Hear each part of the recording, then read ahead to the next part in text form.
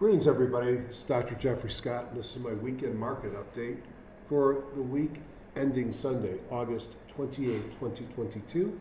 My email address is hgsidoc@gmail.com. I appreciate comments so I can improve this. Tell me what you like, what you don't like. Either do it within the YouTube section or email me. If you like this, thumbs up. If not, thumbs down. Hopefully not too many thumbs downs. And if you're new to my channel and you want to be notified when I post these, hit subscribe and then the alarm. What a week. Certainly ended on a down note as Powell's speech at Jackson Hole was a speech for the bears and not the bulls. Talked about rates being higher for longer than we might have previously anticipated. I know that I watched the markets open up down. Often you'll get a bounce sometime after the initial reaction, and the markets just continue to head lower throughout the session and on decent volume. This is for educational purposes only. Anything I recommend or talk about is in the spirit of education should not be considered investment advice. I'm a doctor, not a broker. Tools demonstrated those I use in my daily trading. I paid for these tools. Trading involves risk. You're solely responsible for any decisions you make. I often talk about options. These are considered risky investments, and you should consult your financial advisors and the options industry counsel before attempting to trade them. I know there's a slight echo when I talk. It's a new house, and I have hardly any furniture, but I'll be back to my regular house next week, so I won't have to worry about the echo. Now, I hope you guys can join me, and what I really need you to do is a big favor. Please register for this event, just in case you can go. And you can see here wealth365.com/Dr. Jeffrey Scott with the sort of the dash between each of the words there. Love to see you there. If you don't have wealth charts, it's a great product. I use it, as you can see, frequently. It's one of my regular go-to products. And I have some great tools inside of it. So do a lot of other folks. And this is the time of year you want to buy it. Best price of the year is during the Wealth 365 events. And then, as I said, a number of other educators and traders will have presentations and products to sell as well. I mentioned this last week. I've had a handful of people comment. I'm looking at doing a program in December, probably the 4th and the 5th, right after John Person's meeting. I just got to make sure with my work job whether it's going to be before or after that meeting. I need a minimum of 10 commitments, so about halfway there. It would be a 2-day meeting, $500 a day, so about $1,000 for the meeting. I will make it worth your while with my effort, but I'll also feed you breakfast, lunch, and dinner on the first day, and on the second day, breakfast, lunch, snacks. So hope to see people there. I usually get really great reviews for these meetings. It's a lot of fun. So if you are interested and you haven't already told me, I'm keeping track, so I've already got your name if you told me. If you have interest, live or online, whether you come for 1 or 2 days, if you prefer a 1-day meeting, and if you have thoughts on a second meeting, and if you're coming to John Person's meeting. Why do I ask that? Well, one, I think it's a great meeting, but also it will affect the dates that I use if there's a lot of people that want to go to both. Again, my email is hgsidoc@gmail.com. And then if you like these videos, you don't want to wait till next Sunday, go to stocksanddocs.com. I put something up there. I usually record it either late the night before or early that morning. And this site is controlled by a third party, and they will put it up before the market opens. So that's it on the presentation for the PowerPoint. Let's look at the markets that we saw this week and get a sense. These are a couple of spreadsheets that I produce. I've combined them into one sheet, obviously. I produced this from the HGSI product, www.highgrowstock.com. And on the top are the major indices. I've highlighted in yellow the major indexes or equivalents. And I like to look at how the market did over 5 days. And when you see the dollar, commodities, oil, bonds up over the 5-day period of time, that's not a great thing for the market. What was interesting is over the 5 days, despite a weekday on Friday, the IBD 50 ETF fund was actually up. So these are small cap growth. So if I'm looking for a silver lining on this week, that, as you can see, was a tough week with Nasdaq down 3.9, the Q's down 4.1, the Russell down 3.3, Spiders 3.4, the S&P 2.7, all on Friday. And you can see for the most part the week was around those numbers. The silver lining is our small cap growth stocks waking up. Probably too early to say much there, but I'm going to watch that. If we look at changes on Friday, you can see it was just the only winners with dollars and commodities and bonds. A rush to defense. Since the beginning of the year, natural gas has been the champion. Sounds like a Bitcoin story, up 156%. Yeah, but Bitcoin's down 63% from the beginning of the year. This column here is from the 52-week highs, and you can see that natural gas is actually off their highs, and down here Bitcoin is 77% from their highs. And if we look at the major indices, small cap and Nasdaq's are down between 22 and 25%, and the larger caps are down between 12 and 15%. So a lot of weakness for a long time. We know that. We've been living in a bear market. The interesting thing is, despite how awful Friday was, when you look at the moves off of the previous lows, which were 71 days ago in the smaller cap and the Nasdaq, we still are up 14 to 16%, and almost up an average about 10% on the big cap. So we've come up off the bottoms, but I think Friday was a special day for the bears.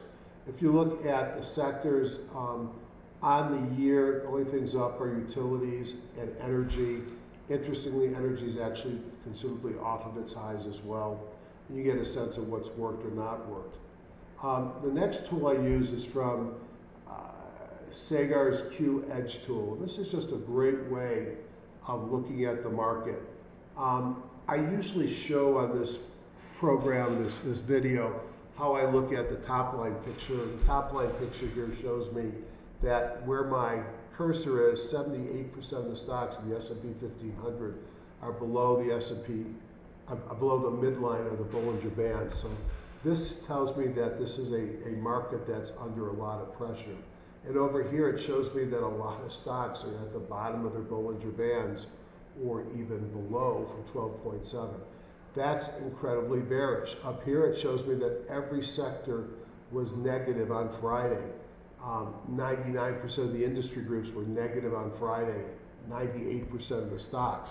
If you are not only long contra ETFs and you made money in a long portfolio, you've got to be one of the world's best stock pickers, considering how negative that is. If you look here, this light yellow, that would be 2 days ago, or Thursday, and this is the dark green is Friday. You could see that over that period of time, there was a major shift to the left, which is the more bearish. Now, if we look at 1 day, 2 day, very bearish, 5 days bearish on the sector, industry, and stocks. And as you look out even beyond 5 days, 10 days is bad as well. So we're in a rough patch in this market. You're probably feeling a little bit in your portfolio.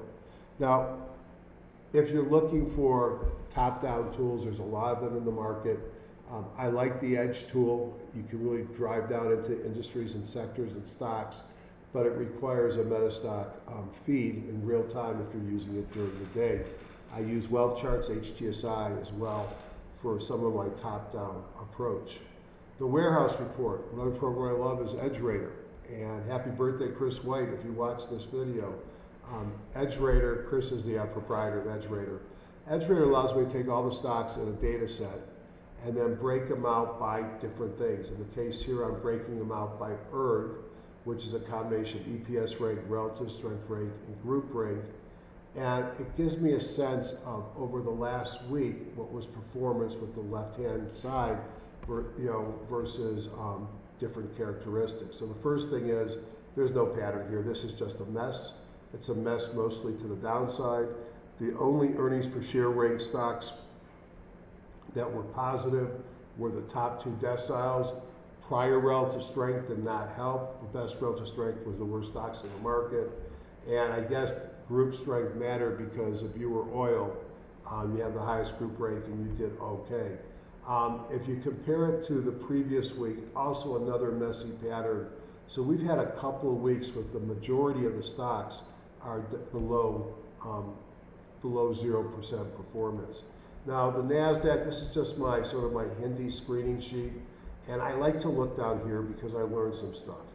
I learned that over the last 10 days or so, we've had several days with more than 2% new lows on the Nasdaq and no days with 2% new highs. That's bearish. The weekly bongo has maintained green. That's great. That's one of my most important buy-sell trending signals for looking at the longer-term trend. But we had a kahuna that was red, and we know that this market is under pressure. I keep this as a running total. It's the same information you saw previously about off 52-week high, etc. And you could see, even though the Nasdaq is 14.9 off of above its lows, it's come down from being 25% over the last 2 weeks. So at least a 10% negative move there. The NYSE looks a little bit better, and it doesn't have as many days with more than 2% new lows, and it did have on Thursday more than 2% new highs, but it also had a kahuna to the downside and just a weak day across the markets on Friday. On the buckets, this takes all the, similar to what I have on the Q-Edge tool, this is just an edge rater, and I can pick whatever index to put in there where edge is going to be the 1500. Now I use the 1500 anyways, and I just wanted to show you something. When I get 12% of the stocks below the Bollinger Bands and another 16 at the bottom of the Bollinger Bands, I know I'm getting close to, but not necessarily at, a point for a reversal. This was the lows in June, and you could see a similar pattern, but you saw 20 and 30. So you could have another couple of days like we saw on Friday, but at some point we're going to get so oversold that we're going to expect some type of a bounce.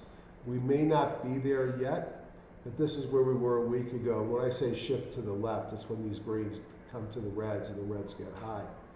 Energy's week wasn't bad. Gasoline was down, pretty much everything else was up. And I just point you out to the TTF gas and UK gas. Probably the most manipulated market in the world right now, not manipulated by traders as much as manipulated by Russia. And they turn off their spigots and blame it on bad turbines. But whatever, because the natural gas is so volatile in Europe, and they're projecting a lot of needs for the U.S. to ship LNG, that's why a lot of the LNG, whether it's pipeline companies, shippers, or producers, are rising, and natural gas had a good week. Look at natural gas. It's up. Natural gas had a flat week, rather, but it's up 112% on the year. If we look at metals, rising dollars can't be good, and you can see on the weekly gold and silver were weak. Copper, steel, iron ore, not so bad. Lithium, not so bad. I don't trade a lot of the metals as futures. I'm out of my gold positions right now until I see some improvement. And I do like, historically, dry bulk shippers because they have great earnings and give out a huge amount of it as a dividend. But this is the spot index on the Baltic Dry Index, and it, to me, is a no-buy zone. It's at the lowest it's been in a year, and so it's pretty weak. And this correlates very well with the prices paid to star bulk shippers, dry shippers, things like that. And with that in the drink, I'm not sure I want to chase those things further lower. 10-year rates went up, 30 years a little bit. I think you're seeing the yield curve. It's been pretty flat, still below the zero line, but perhaps it's starting to unwind that. But the rates are up, certainly on the shorter end. If you look at the market credit risk, it turned up this week. That's not a good thing. I always remind myself this is what happened in late 2018 when we saw the credit risk go up. And we are kind of in the same area as we were in 2018. 2020, we were off the charts on that risk. If we look at the yield curve, something that I pointed out last week, whenever I go back and look historically, the market seems to have its worst time after the yield curve goes back up. Well, we haven't crossed the zero line, but we did head up a bit this past week. From an overbought, oversold perspective, stocks above the 200, stocks above the 40, came down with the market. And then the really fast mover, the T2121 in Warden, the 13-week new high, new low, went from overbought, and it's heading very rapidly down to oversold. So not yet oversold, not yet to a point where you must see a bounce. You could always see a bounce. If I had to guess, we've got some more weakness coming.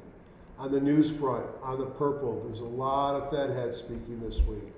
It'll be interesting to see if they counter the message that Powell gave. Maybe this extreme bearish sentiment that came from that speech is overdone. If it is, then you might hear these guys, gals and guys, dropping, walking back a little bit. But I think that they made their point. They want to kill inflation, and they don't care if they kill the markets and hurt the economy to get there. Probably from a long-term perspective, that's a good thing. But we do have a lot of news this week as well. ADP, Chicago PMI, lots of jobless claims on Thursday, monthly unemployment on Friday. So there's a lot of news this week. And oh, by the way, we're not out of earnings seasons. Seems to be lightening up a bit. But I think the key thing here is it's bad judgment, or excuse me, it's a judgment call to hold your stocks during earnings. It's a bad judgment to not know when the earnings date is. So there's some that people will be watching. I think that Best Buy will give us a sense on that part of the retail section. Chewy, are people still buying stuff for their dogs? CrowdStrike, in the security, computer security perspective, there's still a bunch of retail names to come. Some have done well, some have done not. It'll be an interesting week to watch. The expected moves, the cool thing about this chart, and I'm just going to highlight in the middle the cues this week, is the way the expected move works is you set the midline of that expected move on the close of the prior week, and then you look at what is the cost of a weekly straddle, buying the call and buying the put. And then whatever that cost adds up to defines the upper limit and the lower limit in red. Now the one selling you that option spread is the smartest person in the market, the option market makers. And so they know there's an 80% of the time the price is going to finish within that range. So you have to have an outsized move, which is not rare, but is, say, one out of 5 chance it's going to happen if you take that trade. Well, what you could see this week is the market traded down to the bottom of the range on Monday and Tuesday. On Wednesday and Thursday, the market actually rallied. And look what happened on Friday. It just took out massively. The market makers lost big on the Dow here, S&P over here, the Nasdaq, and the Russell. Now, the part that sort of surprised me is if the markets are so bad and we have to worry about a big, further crash here, why is the VIX in the lower part of its expected move? That makes no sense. Looking at the VXX as its analog, and the dollar has stayed within the range. So what are my thoughts? The week started with a thud and ended with an even bigger thud. The common catalyst was Fed Chair Powell's speech, Jackson Hole. Monday, market participants were anxious that it would be bad, and by Friday we found out it was bad. And you could see some of the pullbacks. Indexes were down 2.9 and 4.4 in the week. Just about everything except for some defensive stays, commodity stays, and somehow the IBD 50 ETF got rolled back. Selling was indiscriminate, stocks of all sizes, all kinds of investment factors, counter-cyclical and cyclical sectors alike. On the week, defense and energy led, plus you can see CBOE volatility was up 24.5, oil prices +3, S&P +4.3, the dollar 0.6, and bonds dropped 2 basis points to 3.21%. In my opinion, the markets look poised to fall further considering the hawkish remarks from Powell. This week we do have multiple Fed speakers, so it'll be something to see if they talk down some of the surprisingly, to me, overly hawkish concerns. Add to that monthly unemployment, PMIs, and manufacturing, we could have another volatile week. And I think, frankly, the most likely path is further down. We've got 50 days that will show you underneath the major moving averages, but considering the comments, I just think a retest of the June lows might be at stake, and I'll give you some targets in a few minutes. So, in my opinion, that's all this is my opinion. Long positions have to be considered risky here outside of energy, fertilizers, and contra ETFs. And don't forget, cash is a position, because if we get another 20%, 30% pullback here, which is not impossible, wouldn't it be nice to be sitting on cash for that massive recovery rally that follows? All right, let's go take a look at the market. So I'm going to use wealth charts, which is going to become the tool that I do my final analysis on each week. I still use some of the other tools that you've come to know me for. The hot stocks thing is sort of a new feature in wealth charts, and it looks at biggest moves and in the wealth scanner. And I like to just stick it on my ETFs to get a sense if anything had a big move. And no surprise, dollar and UVXY, volatility moving up. And if you're a trader and you're caught too long, that's not a good thing. Now, curious to the bearish side, anything showing heat, and by heat I mean a big move, you can see how much are moving a lot to the downside, whether it's ARC Innovation, gold miners, short the dollar, gold, silver. So you see a lot more big movers to the downside than you do upside. That should tell you a little bit about the market we're in. If I go into the indices, and let's highlight the S&P 500. So what do I see here? I see, first of all, we had a big volume day on Friday. And you go back, you have to go all the way back to June 30th to get that kind of volume. And that was on an indecision day when the market was reversing higher. If we look at where we closed on a deeply negative day, I apologize if you hear my family. I'm trying to do this because I got a pack tonight and my family's around making a lot of noise. But anyways, deep down day on Friday. Here is that 50-day. That's the natural target. What do I think is going to happen? I can only postulate.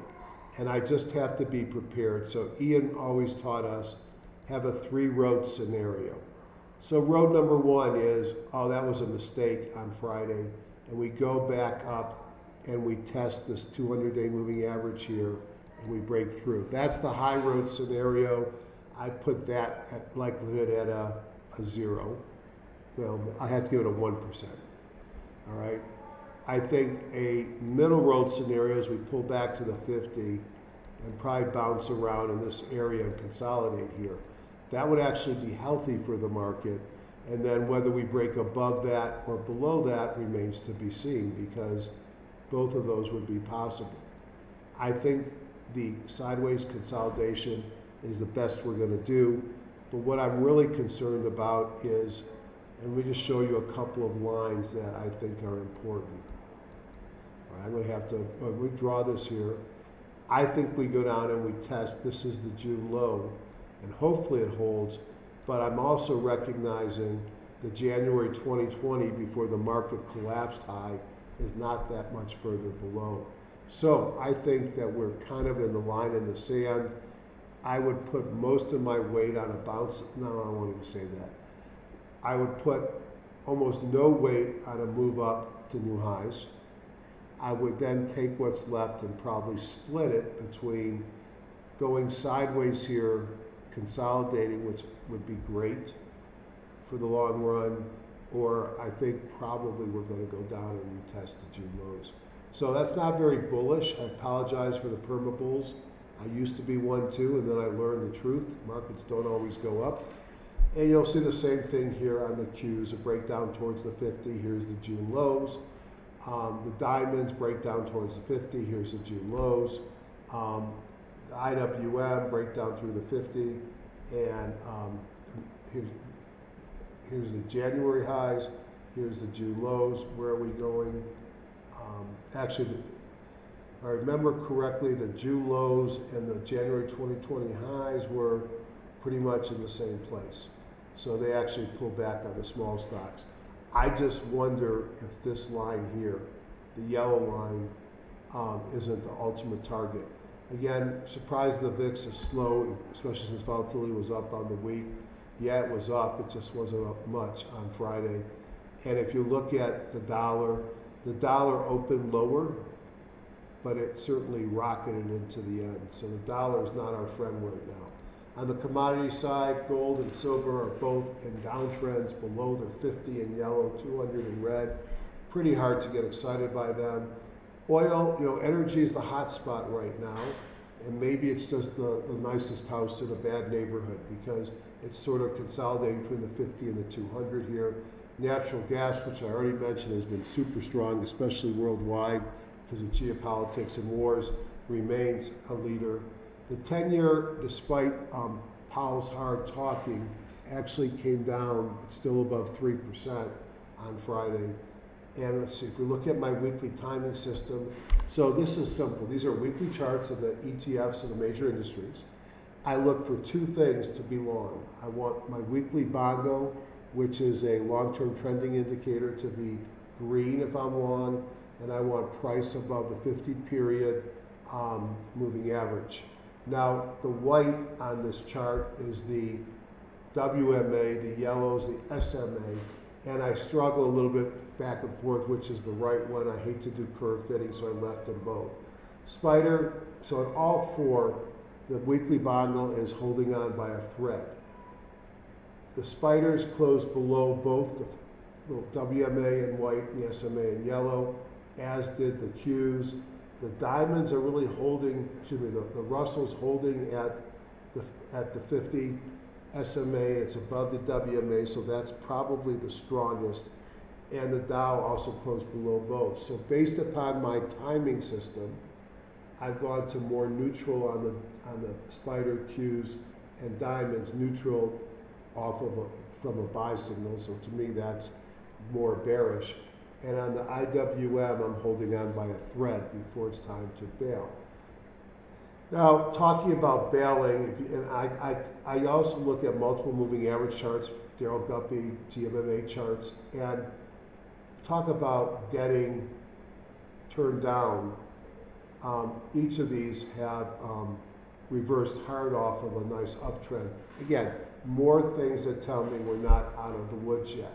Market theme, for the most of this rally, bear market, you've seen large caps rule. As the market has been rallying over the last couple of months, we've seen small caps start to pull down. This is a ratio chart of the IWB, large to IWM small. So up here is for large, here's for small, and we've been pointing low. Same thing for growth. During much of the market pullbacks, we favored growth here. Actually, we start over here. From December, let me make this right. From December until the June lows, we favored value over growth. What looks like has happened is the reverse into small caps and growth. Remember I made my comment about the IBD 50. If we look on the hourly chart, we're clearly heading up towards growth territory. And if we look at the IWB to IWM daily, we're heading towards small cap. So small cap growth still shows me some interest. If I look at the S&P 500 sectors with ratio charts, I really love these charts. I look for two things. The chart that's sitting the highest up in the upper, in this corner, is favoring that sector over, days to weeks. Industrials have been there. What else has been favored over a long period of time? Utilities have been favored over a long period of time. When I see this blue tail or the leading blue here, whether it's materials which have popped up, energy which has been impressive for the last couple of weeks, that's a very short-term proof that that's improving. So utilities has both short and intermediate term. And then even though technology was very strong, you could see by these red over the last several days and weeks, it's weakened. So what do I get from this chart? I get industrials and utilities are still strong. I wouldn't throw out my discretionaries yet, but they've come down. My technology is showing me it's come down. And the things that are showing green shoots, materials, energies, utilities, and real estate, and a little bit of staples, I'm feeling more defensive here. What's really not working? Well, short-term technology has given up a lot. Short-term healthcare has given up, and long-term healthcare has given up, and we know biotech sold off hard on Friday. So I watch these during the day. I watch them daily, weekly, to get a sense of rotation in this market. If I go into the various scanners, we'll look at a heat map of the S&P 500, and I think you can see what we dealt with on Friday. Everything's red except for Electric Arts, which was a takeout, and ConocoPhillips, which is in the energy patch, but was up a penny, so really nothing impressive there. If we look at the sector scanner on the daily, the only thing that was up was staples. Now, I scratched my head a little bit with this because sometimes it is in a little bit of opposition, I'll use that word, to what I see in the S&P 500, S&P 1500 sectors. And the reason for that is because of the numbers. There's so many stocks in here. There might be too many, but it does tell me a lot. Healthcare, industrials, and energy follow. If I look at a week, which is probably a better time frame, energy, staples, healthcare, surprisingly, and materials. So if I wanted to do a top-down analysis, and I've already built my list, I might say, let's look at the top daily annual sectors: energy, utilities,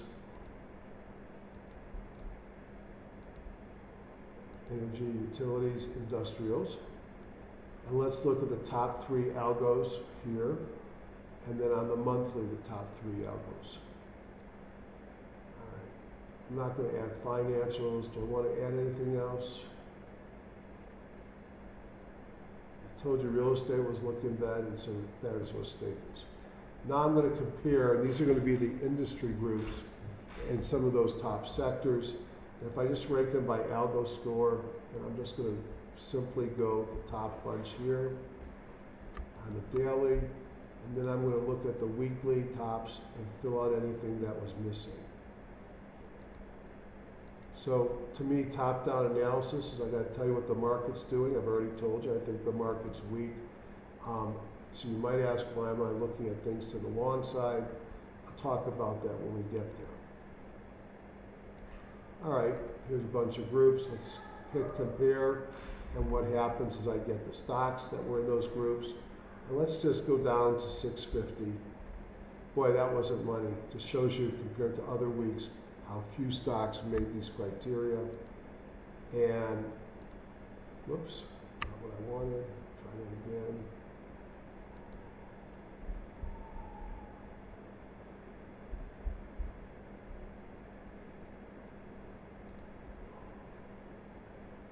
What I'm trying to do is show you how using the right clicker I can get them all, but I went after the wrong ones. There we go. So let's just go up here at the top. And I'm looking at the algo score, hitting YPF, holding down my shift key, and I'm going to go down to say here. All those highlight. Now I want to put these in my weekend review, so see the default watch list. Let's change that to weekly review.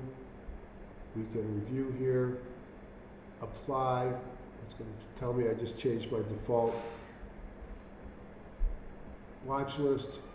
Now I'm going to add these stocks to the watch list. In a few minutes, I'll show you what I'm going to do with that. So it's telling me to stop and let it do its thing. All right. So now Wealth Scanner. Wealth Scanner is a algorithmic tool. I start off looking at the various ETFs and look at which things both have fires showing they're strong, but where the strength is in this market. The first thing I'm noticing here is there's nothing in the 7s or 800s. So this just tells you this market is weakened a lot. I see a lot of arrows to the downside. Even strength is giving up. The dollar is the winner, which is, like I said, cash is king. Oil production, mining, energy, things I said that had those green shoots, and agriculture are probably only places to consider. Now, I could also take that weekend review and run the stocks. Let's see if anything comes up here. It's a big list. It's probably, because I had a list in there already, about 2,500 stocks. So it's running each one, and it's going to give me a list from the top of where the strength is. Okay, we can see that CQP, which is one of those liquid natural gas companies that's poised to benefit if we start shipping volume over to Europe when the winter comes. And you could see this stock has already broken out and ran, but you can see why it's got a 900 score as a big leader. Oil services, WTI, also has broken out and run. So I'm not necessarily finding stocks that are fresh buys, and I might be getting things that are getting extended, but I'm showing you the leaders. Nutrient, this is in the agriculture space, like CF and Mosaic has broken out and run. CF is one that I like here, although it's really had a big run already. And you can go down the list. Energy services, energy, BEKE Holdings, didn't have such a hot day. So all this is doing is applying an algorithm to the various stocks to give us a sense of what the leaders are. Now, if I see a flame like HQY, this one tells me that this is not only a leading stock, but it actually is a hot stock, meaning it just had something happen and it's taking off. It just had a EMS on Thursday, a wealth signal on Friday. Relative strength and OBV have turned off. HQY actually looks interesting. Now, the way I like to do it, I like to supplement these views by going to my CAT scanner, and let's look at weekend review. And let me review the settings very quickly. 5 and 500 has to have options. More than one bullish dot, no bearish dots. And I'm looking for recent reversals, but since the market has been running for a while, let's take that down. I'm going to give you a longer window since the short-term a reversal in 10 days on the Bongo Daily. You got to have a weekly Bongo. Let's see, let's rotate them by the dots. And look at that, there's a bunch of fours. Now, I bet you I've got over 2,500 stocks sitting in this weekend review, and this is how small the list is. So that just tells me how weak the underlying markets are. Farfetch, I think, had a big earnings move, and you could see on Friday it had a wealth signal, an EMS signal, it had volume, a breakout momentum, a PSCR reversal, and a lot of strength come in, relative strength in OBV. And one can tell by looking at the weekly that this is a stock that's sold off pretty hard. MFGP, Micro Focus International, no idea what they do, but I'm just looking at pure technicals, and this thing had a massive move up, a double. I don't know if this is a reverse split or takeover. I'd have to do a lot of analysis before I'd address that. And here's probably my favorite long of the week. Again, people that have watched for any length of time know that this is actually a holding that I have, which is DQ, which is a solar stock. And after having a huge run earlier this summer, it's pretty much pulled back, and now it looks like it's ready to run. Huge volume on Friday. Consider how bad the day was. A volume, breakout, momentum, PSCR reversal, and a turn up on relative strength and OBV. So I still like DQ here. It's very strong fundamentally.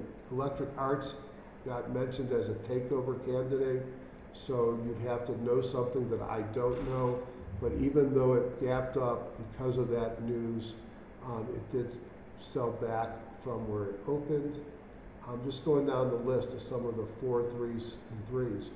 PAGS, international stock. Don't know much about this except David Gallardi used to love this company.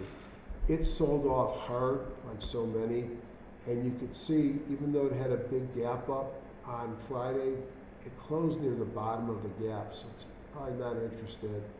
And then the next and final 3-dot stock on the longs, I've never seen such a short list, is SOXS. Now, if a contra ETF is actually making it to my list as a compelling technical buy, we got a problem in the market. Here you have a stock that goes up when 70s go down.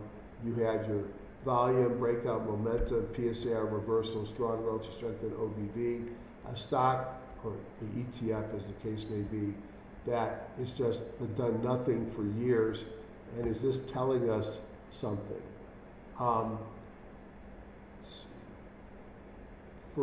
There are others in the contrast which we'll come back to. So if you're thinking long, I don't see a whole lot of great setups. I think DQ breaking out was probably the best of them, and probably the best day to have bought was on Friday. Now, I could look at my oil, gas, and coal list because energy is favorable. And the one thing that came up as being potential for a buy now is Rattler. And I believe that this Rattler is a takeout from Diamondback. Think about it, Diamondback, snake, rattlesnake. Maybe it's an MLP, but you could see huge volume came in on Friday. Now I have a bearish setup as well. And so I can pull in my weekend bears, which there were a lot of. And let me go in and adjust this for the same parameters. Here I wanted something that switched in the last 2 bars. Let's move it to 5. So I like higher price stocks. Let's take it down to 25. 500,000 shares, has options, no bullish dots, at least one bearish dot. It had to reverse to the downside within 5 daily bars, and it's already in a weekly bearish bondo. Apply. It's ranked by dots. And what comes to the top? Aqua, I don't remember looking at this stock. So what do I like to look at here? I like to see things failing at major moving averages and with some momentum signals to support it. This would have been an interesting time. We've already broken down from the 17, headed almost all the way to 50. I would expect the stock to bounce at 50. AVGO is probably a better setup. So again, the same thing, it's sitting on the 50. It had high volume, breakdown, high momentum to the downside, relative strength in OBV converted to the downside. Like many things, I worry about a bounce off the 50, but I'm going to put it on my watch list. It looks great on the weekly from a short perspective. Didn't look at Bank of New York before, but I like it from a shorting perspective if this market sells off. Why? Because it's failed a rally attempt here, broke through the 50, and I think a retest down here is not out of the question. CNC has been a very strong payer. Now the payers, when I think of payers, I'll go through a couple of them. This is a pretty big breakdown on massive volume. A break below the 50, a retest of the 50, and a failure would be interesting to me. United Healthcare has been a big leader in this market, and we could see that it broke down a little bit, well, more than a little bit on Friday. And I like Elevance, which is the new corporate name for what we used to know as Anthem. So something is going on in the payer space. And then how about Humana? Some of the larger payers, another one breaking down. I don't like shorting things when the 50 is right below, but if I want to look for some stocks that have some momentum to the downside, I've got a setup here that I just showed you using my scanners that will help you. Now, I do have some stocks that I did put in a buy watch list, but when I say a buy watch list, you have to realize that I'm not going to buy them. It means I'm going to be watching them, and I may have set potential areas to give me alerts within the program so that I know I want to go take a look at it. There's a lot of buys here, but I have to admit my interest in going long is probably limited. ALB, Albemarle, has got unbelievable growth. It's a lithium provider. It sold off when people projected lithium was going to fall. But this is in new high territory in a horrible market. I don't know if I want to chase something that's so extended, but it will be something I'll be watching to get on a pullback. A pullback to the 50 on this, I want to be all over it. Coal, CEIX is an example. Another big growth story, strong fundamentally. Do you want to buy in here? No. I use my scanners to find them here when they pull back and they start to give some biased bullish signals. But I want to have a list to watch. CF, another agriculture stock, setting up to new highs. Hard to chase these here.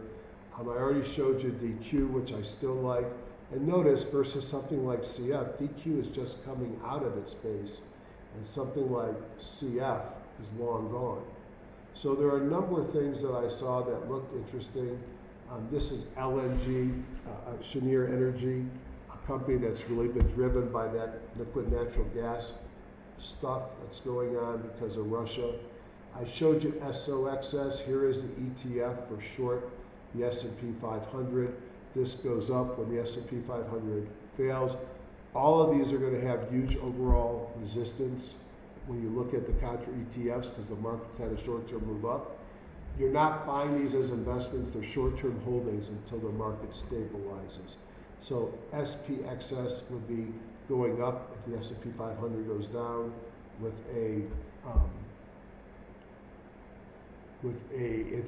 it's got leverage. And then we had TZA, which goes up if small caps go lower. So I think there are ways to play this long. To me, it's energy until it stops working, fertilizers in the ag complex, and the contra ETFs. I think cash is a perfectly good position. To the short side, when I look at a massive list every weekend. There are a lot many bearish looking stocks than bullish looking stocks. For example, and I've looked at several of them already with you, with the Humana and the CNC.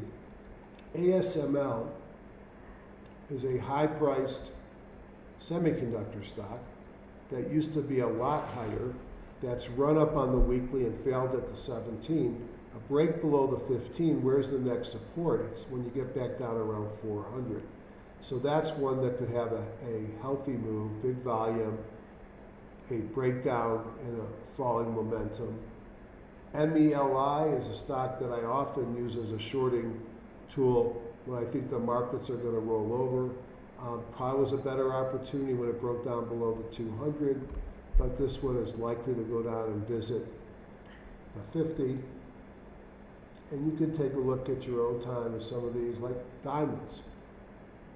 Maybe I want to short a long ETF. Well, the diamonds have broken down and a break below the 50. How far could it go? So I've looked at longs and shorts. I showed you how I set up my scanners to look for potential bullish or bearish plays. But I spent the most of my time specifically looking at the markets. This is a market under pressure. Now, could this all reverse on Monday? Sure it could. I don't think it will. I think we're going lower. For me, that means contra ETFs are raising cash, and if energy and fertilizer ag complex holds up, I'll be nibbling there. To my FOMO friends, and one in particular, cash is still good. I know she's raised a lot of cash, as she told me. We'll get a chance to buy things cheaper, I'm almost certain. Have a great week.